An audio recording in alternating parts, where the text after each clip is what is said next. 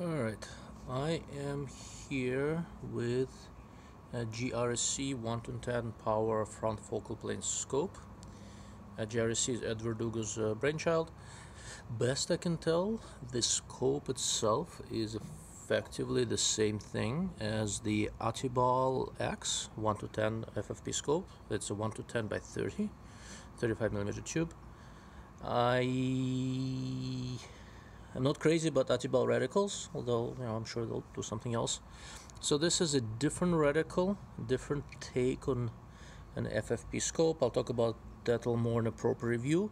We're on 10 power now. The church you see is 700 something yards away, and it let me see, yeah, 740 something yards away. I'm gonna rack through the magnification, and we are going back down. This is about 6, 3, all the way down, and 1.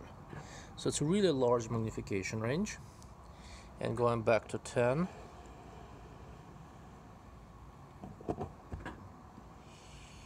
here we go, right? So when you go to 10, the larger outer ring is not visible. Now I'm gonna go to reticle illumination. This is, I think, the brightest. Every other setting is off, so there are 6 brightness settings. This is 6, this is the brightest, and this is 1, this is the lowest, so you don't see during the day. I'm going to cover the objective so you know it's illuminated. And so I'm going to go back on the brightest setting real fast. Okay, now we're on 6, this is the brightest setting, this is 10 power. And I'm going to go back down to 6, 5, 3, 2, and 1. Technically, I think they call it 1.1. So even on a fairly bright day, you can still kind of see that it is illuminated.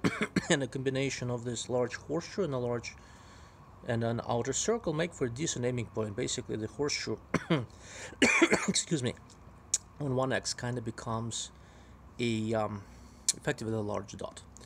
So I'm going back, pardon my coughing, going back up in power, 3, 4, 5, 6, 7, 8, 9, and 10. It's a somewhat busy reticle, but I've spent some time shooting with it, took it out to 1,000 yards, and it's, it's viable. Like I said, like I always say, I like to see different things in this world, and I kind of liked it. So what I found was that on 10 power, depth of field is a little bit shallow. It does well shooting groups. When shooting far away, I had better luck with a scope on about 8 power. This is about 8 power, where you see more of the tree. You go back down to 6, the rings start coming up. So most of the long range shooting I did with the scope, I did when it was set about here, so that the large ring is just out of the way. But still, I don't like shooting with an aiming point right at the edge of the scope, so that's not my favorite thing. But the reticle was designed to take a 77 grain Match King out to 1,000 yards. Yes, I know it's subsonic, but there's basically it's area fire. You figure out which cone of fire is and go.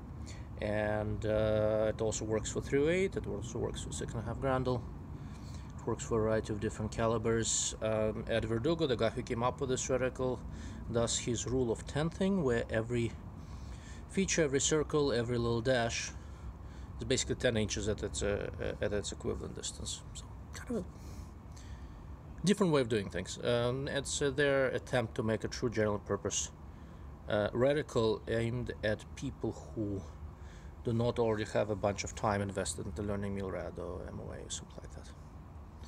We'll see how it does. I've known Ed for a long time, and I think the design is interesting. I'm going to rack through the magnification again, and back on non-illuminated. Non-illuminated on 1 power, I mean, you can use it, it's viable. It's not great. This scope really needs illumination. But on high magnification, using it non-illuminated is perfectly reasonable. This is 10 power again, so this is 8 power non-illuminated.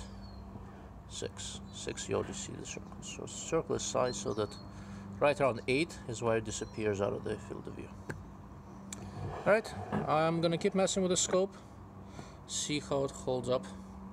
Thank you for watching.